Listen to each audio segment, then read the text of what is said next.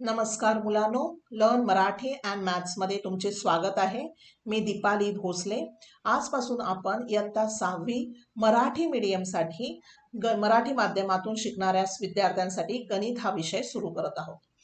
पहिला धडा आहे त्रिमितीय आकार. चला तर आपण सुरू करूया. त्रिमितीय आकार, मी पेन सिलेक्ट करते.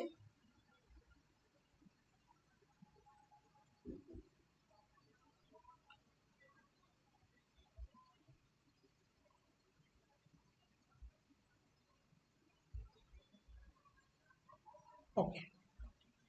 त्रिमितीय आकार, इंग्लिशमध्ये त्याला 3 डायमेन्शनल म्हणतात. आपण त्रिमितीय आकार बघूया. सो त्रिमितीय आकार असेल तर त्याच्या अगोदर द्विमितीय पण असेल आणि एकमितीय पण असेल. एकमितीय म्हणजे एक सरळ रेष, ओके, त्याला काहीही लांबी रुंदी नाही. द्विमितीय म्हणजे हे चौकोन आणि आयत, ज्याच्यामध्ये दोन बाजू असतात, एक लांबी एक रुंदी. चौकोनामध्ये लांबी रुंदी सारखीच असते, आयतामध्ये लांबी आणि रुंदी वेगवेगळी असते. हे पूर्ण सपाट पृष्ठभागावर हे काढले जातात.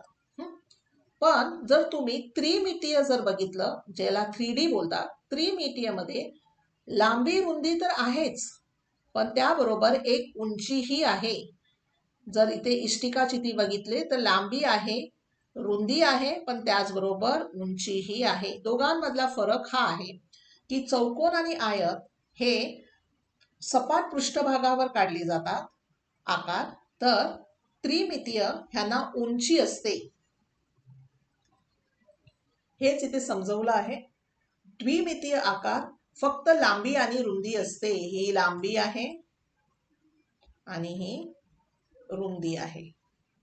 त्रिमितीयमध्ये लांबी तर आहेच, रुंदीही आहेच, पण त्याचबरोबर ही जर बघायला गेली तर ही उंचीही आहे.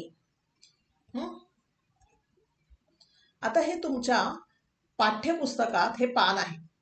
खालील वस्तूंचे आकार ओळखा आणि त्यांचे द्विमितीय आणि त्रिमितीय आकार असे वर्गीकरण करा. ढोल. ढोल हा आकाराला जर तुम्ही बघितलं तर इथे ही उंची येते, म्हणून त्रिमितीय आकार. टेबलाचा पृष्ठभाग हा सपाट पार्श्वभागावर काढला जातो, म्हणून हा द्विमितीय आहे. पिपाणी, याला बघा ही उंची आली आहे, बरोबर, म्हणून हा त्रिमितीय. कॅरमचा बोर्ड 2 डायमेन्शनल, द्विमितीय. हार्मोनियम हा घनसारखा दिसतो, म्हणून ह्याचा आहे त्रिमितीय. रस्ता सपाट प्रदेश आहे, सपाट, म्हणून तो द्विमितीय. खेळाचे मैदान सपाट आहे, म्हणून द्विमितीय. आणि हा भोवरा जो बघितला ह्याला उंची आहे, म्हणून त्रिमितीय. तुम्हाला माहित असलेल्या आणखी काही आकारांची नावे लिहा. तर मी इथे लिहिले. फळ्याचा पृष्ठभाग, चेंडू, पुस्तकाचे पान, त्रिमितीयमध्ये विहीर आली. कागदाचा तुकडा द्विमितीय, भिंतीचा पृष्ठभाग द्विमितीय, विटा त्रिमितीय, उंची आली, बरोबर. पाण्याची बाटली त्रिमितीय. आता एकमितीय आकार म्हणजे मी सांगितला होता, ज्याला एकच असतं, लांबी रुंदी असे दोन बाजू नसतात, त्याला वेगळेला आपण एकमितीय आकार म्हणतो.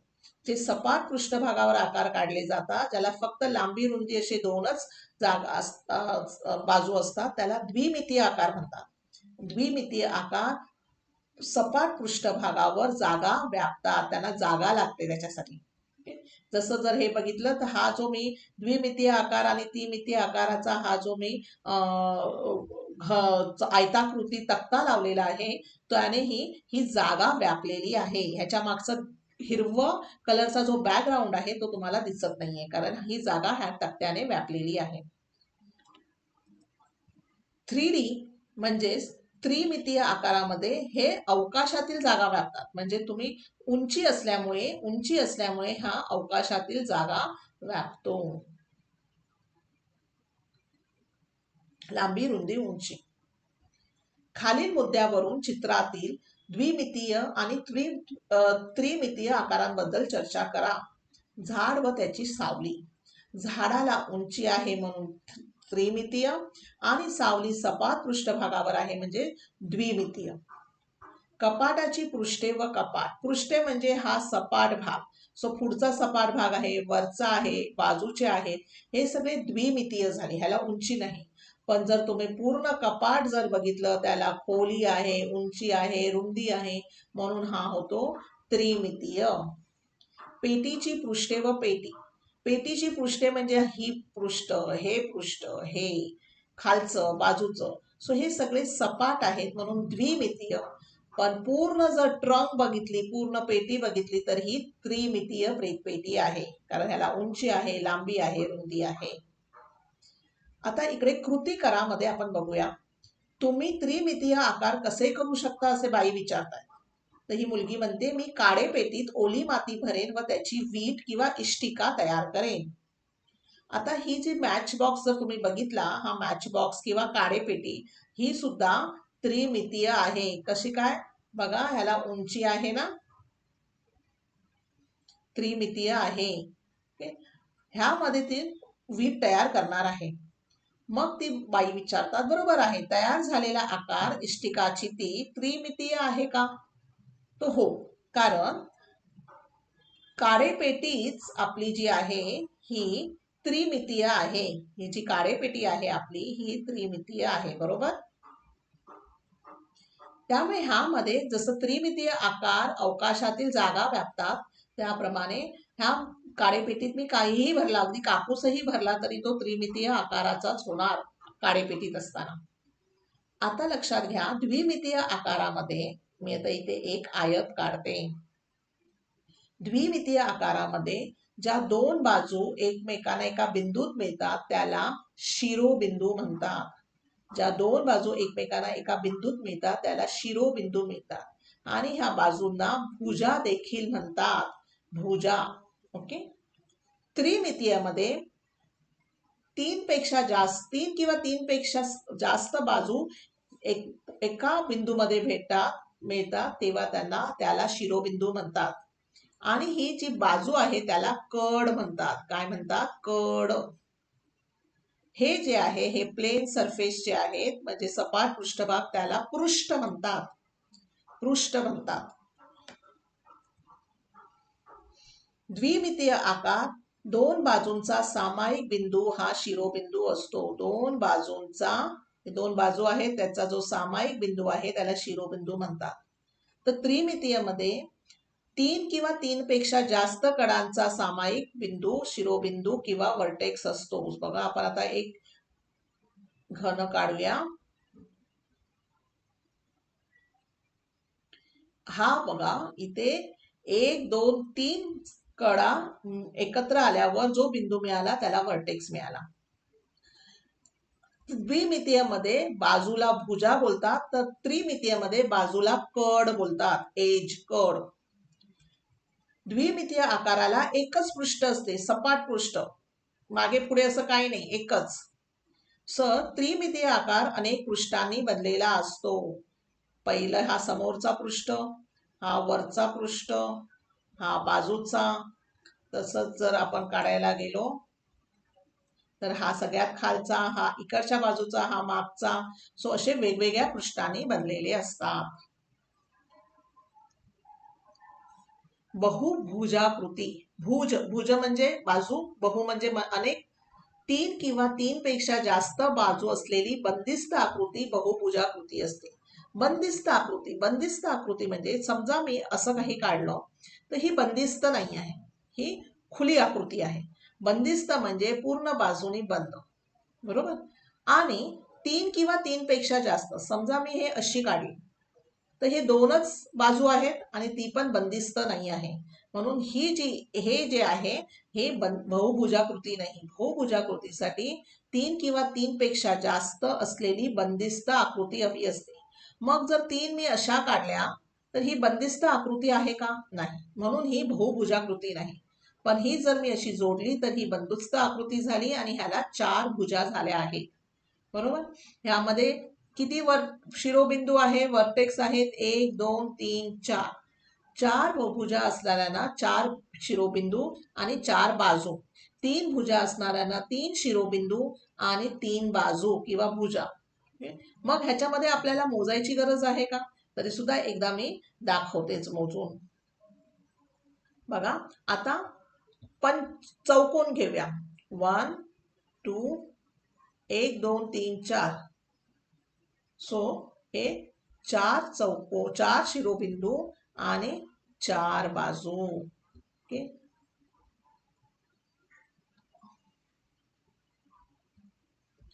पंचकोन 5 शिरोबिंदू आणि 5 बाजू. षटकोन 6 शिरोबिंदू आणि 6 बाजू. सप्तकोन 7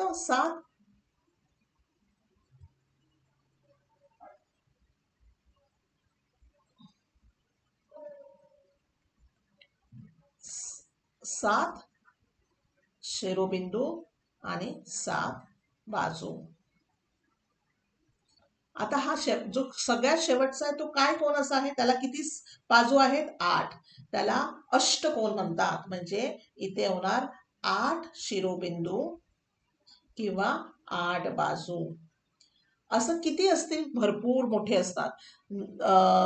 9 बाजूचे असतात, 10 बाजूचे असतात, 11 12 20 21 तुम्ही करू शकता. जेवढे मोठे मोठे बाजू होतील तेवढे हाताने काढायला जरा त्रास होतो, म्हणून मग तो मशीनवर व्यवस्थित येतात. विचार करा, बहुभुजाकृतीच्या बाजूंची संख्या वाढवत गेलो तर कुठली बंदिस्त आकृती तयार होईल? पहिली 3 बाजू आहे, ती 4 केली, 5 केली, 6 7 8 9 10 अशी जर वाढवत गेली 20 21 22 भुजा असलेली बहुभुजाकृती, तर आपल्याला वर्तुळासारखी बंद आकृती तयार दिसते. लांबून पटकन ते वर्तुळच दिसतं. स्ट्रॉच्या साह्याने विविध भुजाकृती तयार करा.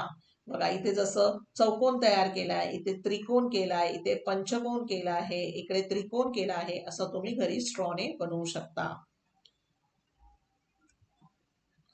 आता इकडे तुम्हाला एक कृती दिली आहे, त्रिकोणी चिती बनवायची. त्रिकोणी चितीसाठी त्यांनी काय सांगितलंय की तुम्ही त्रिकोणाच्या आकाराचे सारखे असणारे कार्डबोर्डचे तुकडे एकमेकांवर ठेवा, म्हणजे त्याला उंची प्राप्त होईल. बघा जशी ही ठेवते ही उंची प्राप्त झाली तिला, आणि त्यामुळे ही झाली त्रिकोण चिती. तसंच इष्टिका चितीमध्ये किंवा चौकोनी चितीमध्ये सुद्धा तुम्ही हे कार्डबोर्ड, जे आयताकृती कार्डबोर्ड एकमेकांवर ठेवत जा, त्याला उंची प्राप्त होईल, लांबी रुंदी प्राप्त होईल, आणि अशा प्रकारे इष्टिका चिती तयार होईल.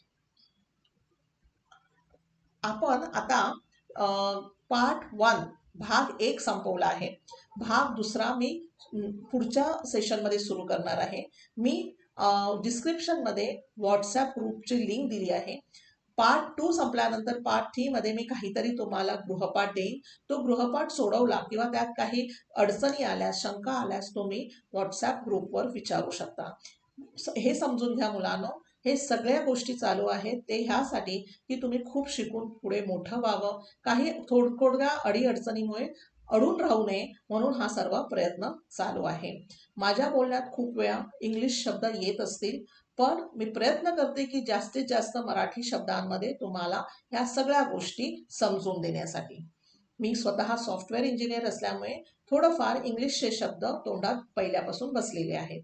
तरी माझा प्रामाणिक प्रयत्न राहील की पूर्णपणे मी तुम्हाला मराठीत समजून सांगेन. मला आशा आहे की तुम्हाला हे सगळं समजलं असेल. पार्ट 2 मध्ये भेटूया. तोपर्यंत लाईक शेअर सबस्क्राईब करा आणि बोला हर हर महादेव.